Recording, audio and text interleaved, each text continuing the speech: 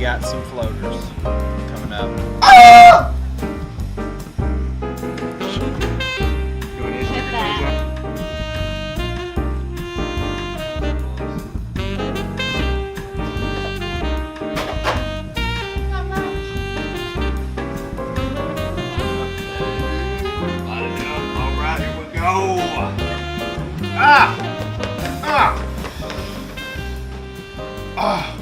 Welcome to episode 5, Super Sunday. We've got another cooking episode this week, another recipe as well.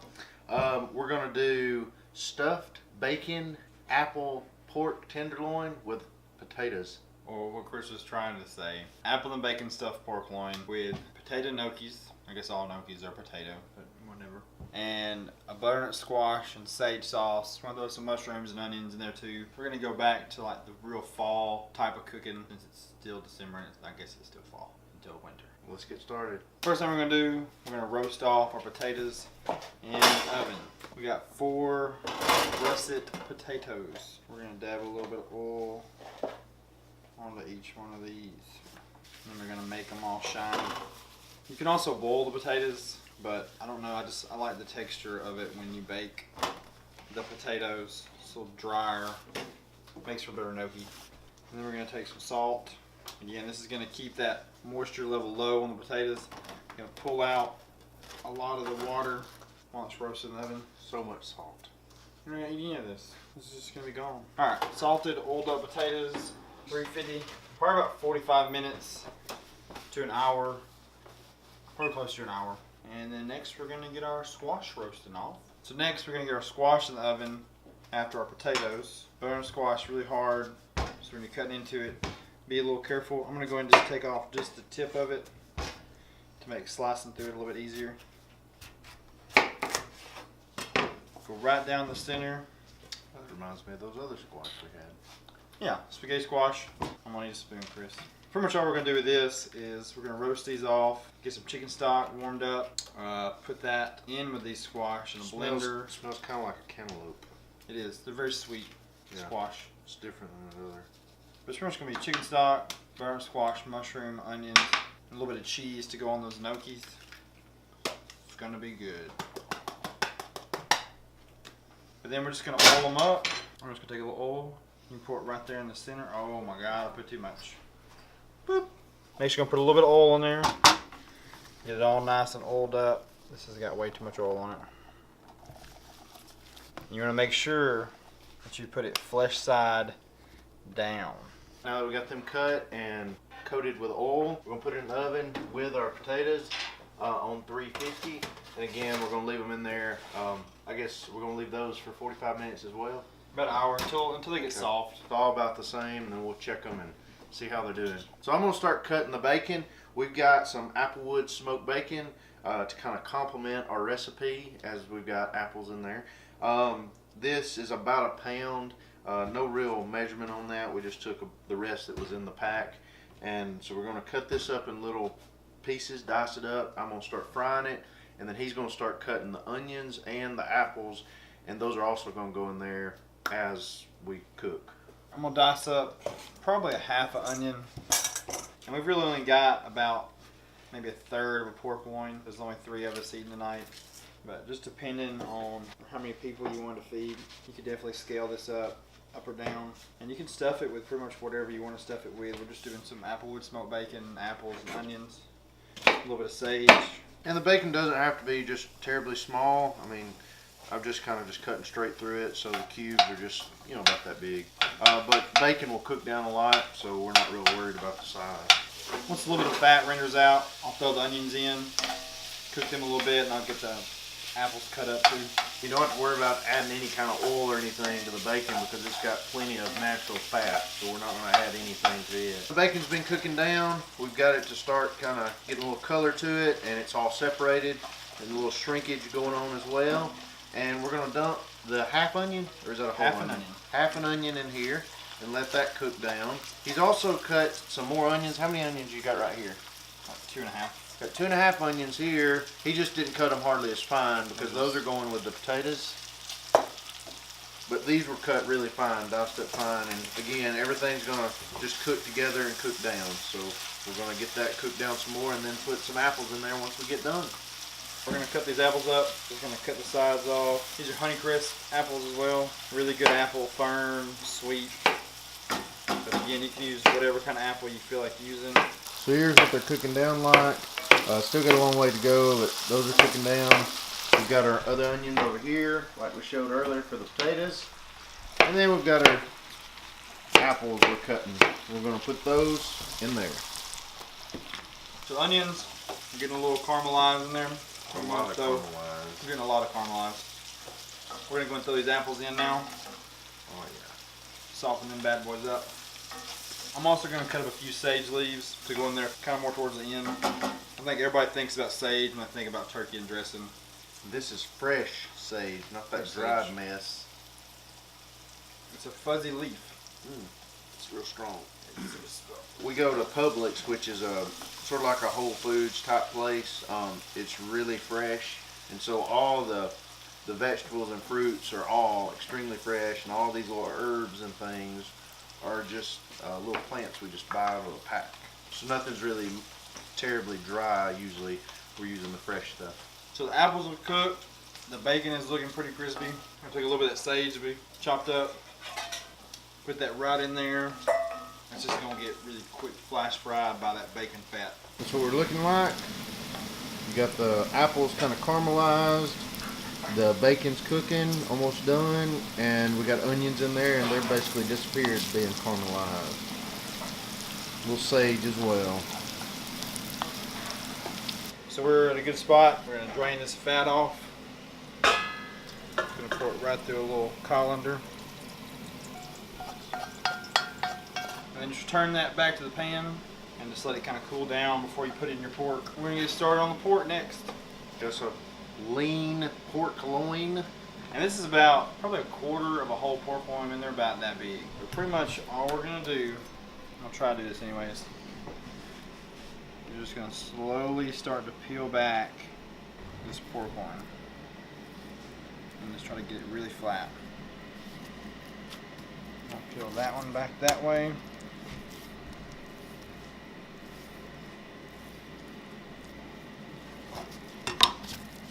So something like that. Just a nice flat piece of meat.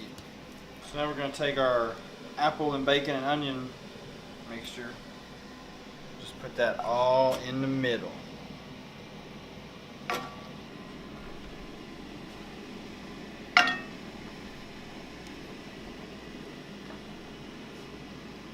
We're going to fold it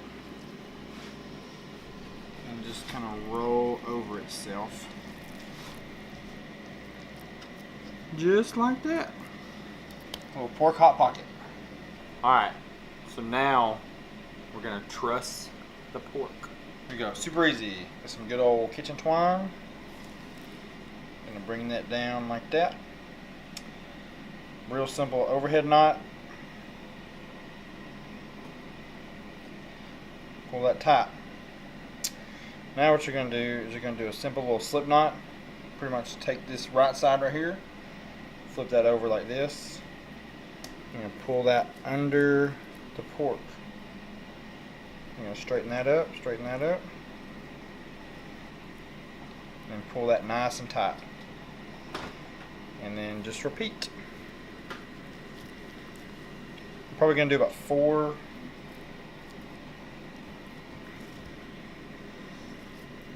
And I think probably 4 is going to be good for us right through here. So pull that really, really tight. And then you're going to roll the pork loin over and then get you a good length of it. Cut that off. Alright, then you're going to kind of weave it through the pork. And you're going to go under and over each line, pulling each one tight as you go through. This is why you want to have a little extra slack, so you can wrap it around the bottom of it when we get done. I'm going to flip it back over. You're going to come right back to here, grab your 2 ends, and you're going to pull them tight Another simple overhead knot 2 times. Close that off. Cut the excess. You have perfectly trussed pork loin. So we got our bacon grease that's left over from our bacon apple stuff. We're going to put that into the pan. So we're using the same pan we used to cook our bacon, apple, and onion stuffing that we're going to use to sear off our pork loin now. Super easy. We're just going to take a little salt. Chris's favorite thing in the world. Doctor told me to get off salt, and he's just like got a whole cup full there. It's just throwing it everywhere. With no disregard. Oh my gosh. You gotta get everything salted. And the countertop too, apparently. Yeah. Oh A gosh. little bit of that pepper. Peppers are good for you. We're gonna let this get hot, and we're gonna start searing this bad boy off. Take our pork, go straight into that. There we go. Get that good sizzle going on it. And we're gonna do all the sides. Sear it all off, get it totally encased in the flavor. So we got a couple sides seared off so far. Top side, the left side over here is seared off. And we're just gonna continuously make a circle, searing it off until it's totally encapsulated with flavor. You don't have to use the bacon grease. You can use canola oil, olive oil, whatever you want. We just wanted extra bacony, heart attack goodness. So we've now got all these sides seared off. And we're finishing off the front butt and the back butt of our little pork loin. Wow. This is going to help sear in the flavor and lock in all that stuffing. So we got the pork loin totally crusted out. We're going to take it out of this pan. We're going to dump this grease, and then we'll just wipe out our pan. We're going to put this in the oven probably about 15-20 minutes, maybe a little longer. Try to get it to about 135, 140. So we got our pan cleaned out, put a little bit of canola oil back in it so that it'll have a little bit to sear with. And we're going to bake the tenderloin in the oven in this pan the rest of the way. Like he said, the what, 165, is that right? Nope, about 135, 140. 135, 140. Like we said earlier, all the oven settings are 350 throughout. The Yeah, squash and potatoes have both been in the oven. Potatoes a few more minutes, but they've both been in there about an hour and 15 minutes. So 45 minutes an hour was a little low, so we've let them cook a little longer. But it just all kind of depends on your situation and what they're looking like. We got our squash out. We're going to get a little bit of chicken stock heated up. How much of it? Probably almost all of it in there. Go, go, go, go, go, go, go, go, go, go, go, go, go, go. Tell you to stop when I stop saying go. You want to stop? Yes. We're going to let that heat up. We're going to let these cool down just a little bit so we can mess with them. Then we're going to put this and this in a blender and blend it up. And then we're going to cook some onions and some mushrooms together. And then we're going to dump that together, put some sage in it, and done. We're going to get started on our butternut squash and sage sauce for our gnocchis. We got our roasted squash right here. It's pretty softened up. I mean, you can just kind of take and peel that skin back, or you can just kind of scoop it all out. I think that looks like it's working better. Sometimes the skin peels off easier, sometimes it doesn't. So you can see how it kind of comes off. I'll show you the skin now. It's just peeling off pretty easy. We're just going to the inside there.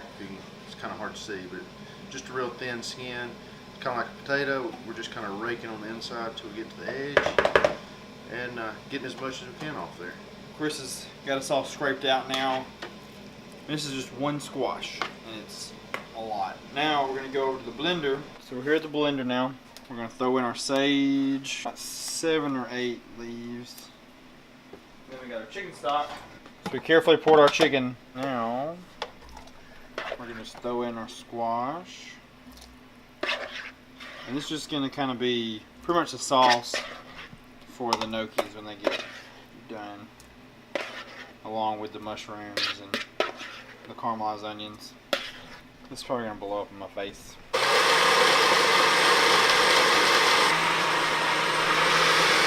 We're gonna do a taste. Might add a little salt and pepper to it. It's a lot of sage. I'm gonna put a little bit of salt and some pepper. And we're gonna roll with it again. We're gonna get our taters out of the oven. Taters. And they are probably nice and soft. I'm afraid to touch them.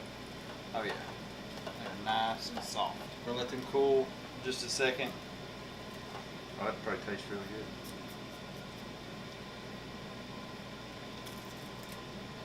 It's like a chip.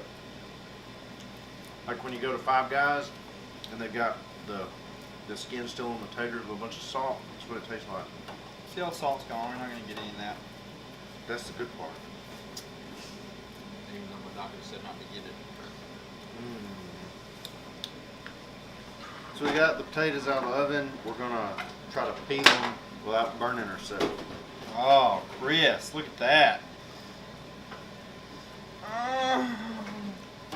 Just man up, Chris. Man, pick it up and throw it in there. Ah! Ow! It's great. So we've got our potatoes peeled, mashed a little bit, just letting them cool down. We're gonna go ahead and get our onions caramelizing. Potatoes in the bowl. We got some flour. This is about 2.5, 3 pounds of potatoes. We're gonna get us out a little less than 2 cups. Probably 1 3/4 cups. Just to kind of start off with. I can always add more flour. We're gonna add a tablespoon of oil and 1 egg. And you're just gonna kind of start folding it. A little bit like making pasta dough. And it's really all about just kind of feeling it. Feeling for that right texture. Because you want them to be fluffy like little pillows, but you also want them to stay together. Somewhere between a fluffy pillow and a rock. So we got our gnocchi dough out of its bowl. We're out on the countertop. We're still just kind of kneading a little bit. Trying to find that sweet spot Trying to find that sweet spot. between rock and pillow. I think we're about there. So we're going to stir up our onions. I've already started working down. So we're going to break down our gnocchi dough. And then we're going to make a little snake. Probably, I don't know what you'd say. 3/4 inch or so diameter. Oh, diameter. Yeah, about a 3/4 inch. Alright, and then pretty much you're just going to cut little pillows. Let me show them the texture kind of. So this is what we're looking at. It's just kind of squishy, you can kind of tell. Just lightly patting it, so that's kind of your consistency. Just real soft. And then what you're going to do is you're going to take your fork, our little gnocchi, and just rolling it up and down the fork to give it a little bit of texture. But I mean, at this point, you could literally just fry these off. You could boil them off as they are right now in a little pillow form. We've got our gnocchi here. We've got it all patted out and rolled on the fork to get a little texture. And we've got a whole lot left, but we just didn't have enough pan, so we're going to go with that. So our onions are pretty caramelized now. We're going to throw in our mushrooms. Oh, yeah. Got some shiitakes. You know what? I'm going to get fancy. I get worried when he gets fancy. This is the time from a few episodes ago, what, 2 weeks ago? So we added in the rest of our thyme.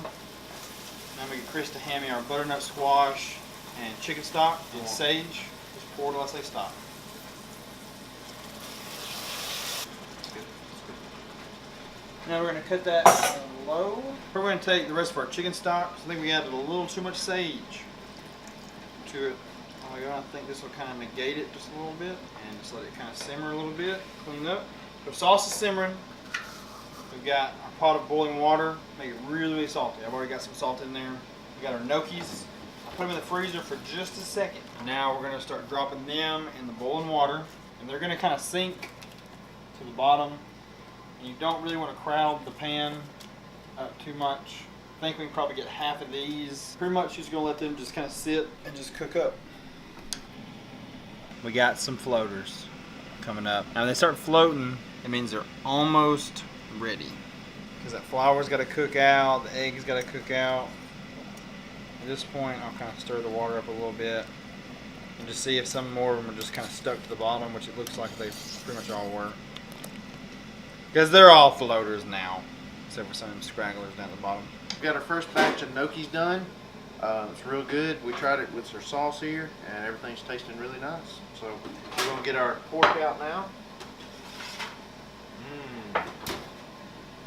Real nice. And you're just gonna go through, and you're just gonna cut little strands off. And pretty much once you get the main string cut, pretty much the whole thing should just kind of fall off. But there you go. String is off.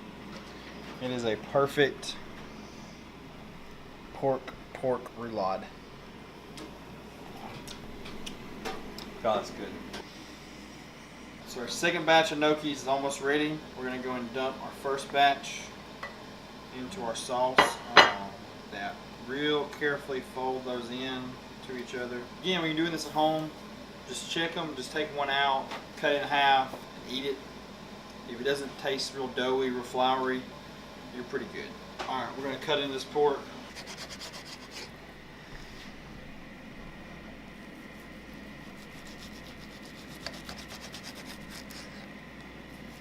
It's so hot. And there's the pork, got all our stuffing still stuck in there.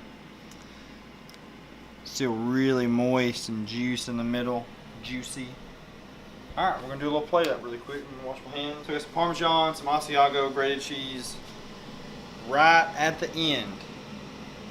Just gonna put you a couple handfuls, as much as you like. Chris likes a lot of cheese, so we put a little extra cheese in there for him.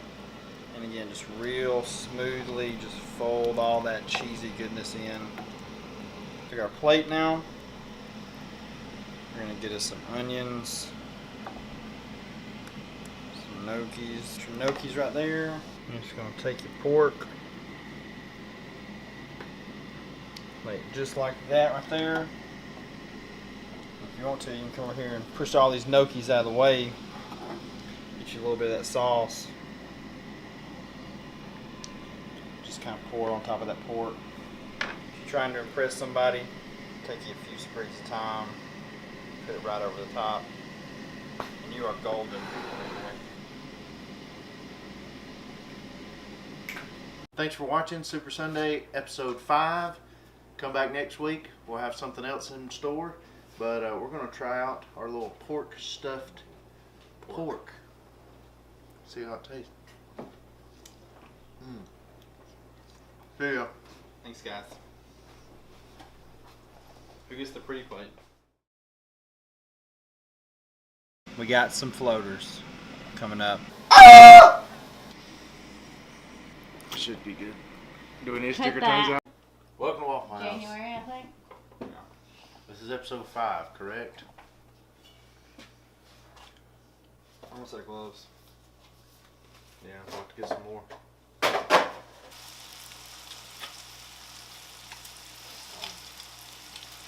We're good. That's a good apple. Yep. That's a good apple. She's freaked out right now. And I'm just gonna do it again.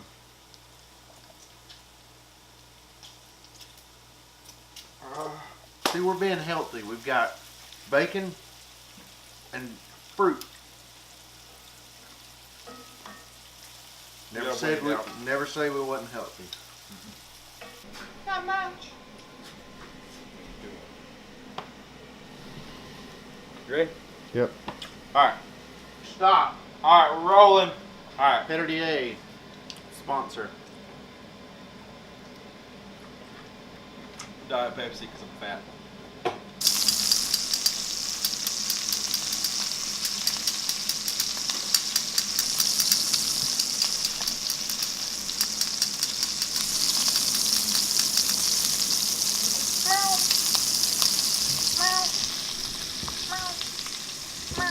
Oh God.